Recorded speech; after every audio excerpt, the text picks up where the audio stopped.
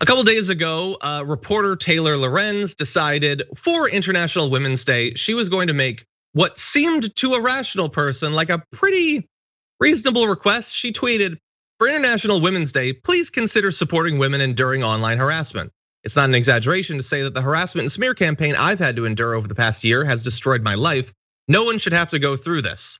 So on International Women's Day, she said, please don't harass women. And so what do you think happened as a result of that? She got harassed a ton. Almost instantly, a number of very high profile accounts started tweeting nonstop about how pathetic she was. And what do you know? That led to their followers harassing her. But perhaps the single worst instance of this was Tucker Carlson, a guy who has literally millions of daily viewers, who decided that he was going to make her the focus of one of his segments, which he did, in which he called her one of the most powerful people in the world, which is an interesting claim. She's a good reporter. She's at the New York Times, which is the paper of record. Don't know that she's one of the most powerful people in the world, but he did it. Now, in response to that, the New York Times stuck up for her. And they put out a statement saying, in a now familiar move, Tucker Carlson opened his show last night by attacking a journalist. It was a calculated and cruel tactic, which he regularly deploys to unleash a wave of harassment and vitriol at his intended target. Taylor Lorenz is a talented New York Times journalist doing timely and essential reporting.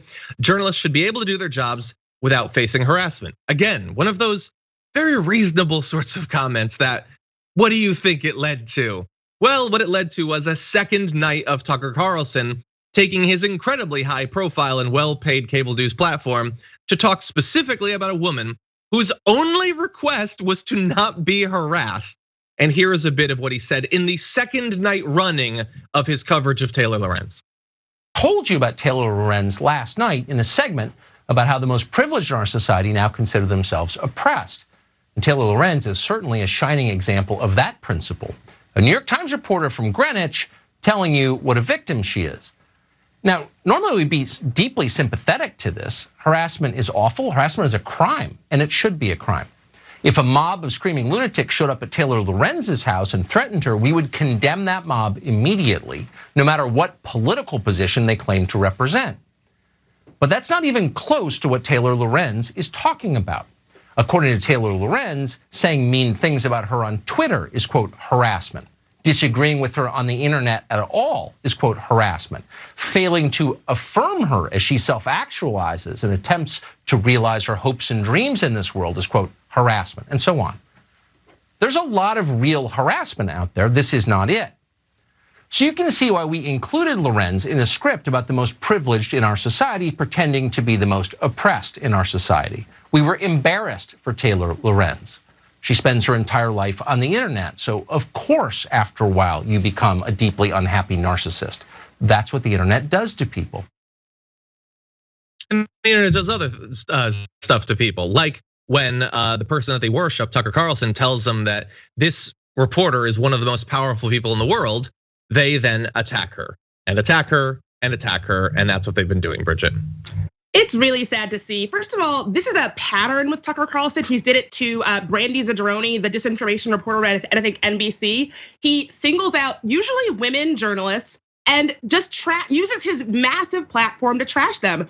No one should go through this for just doing their job. And he seems to think it's funny. I think it's interesting in that clip that he kind of almost pretends that he doesn't know what he's doing. Like, oh, I'm just reporting on this journalist because she's privileged. Also, it's pretty funny that Tucker Carlson is, taking on this stance of calling out the privileged. I didn't realize that he was this like downtrodden coal miner or something. Like, wow, like this is news to me.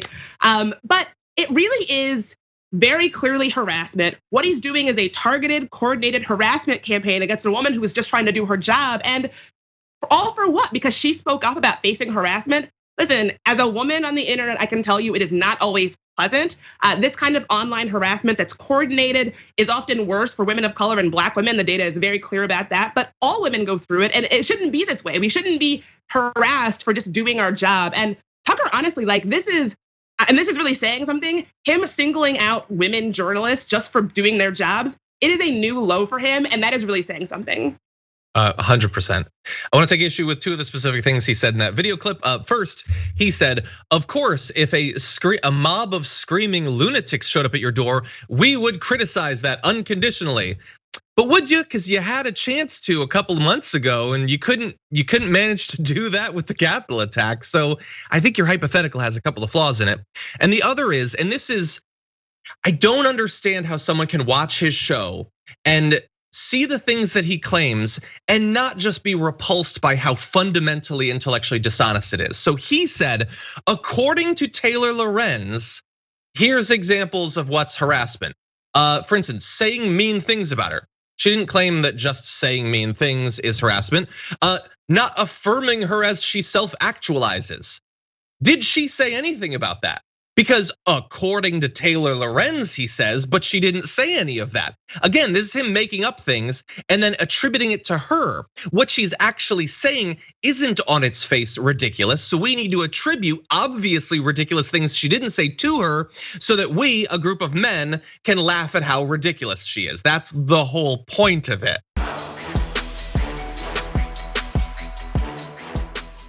For more political news, breakdowns, interviews, stories of activism, and me trying my hardest to care about the occasional big celebrity news story, subscribe to our YouTube channel at youtube.com/The Damage Report.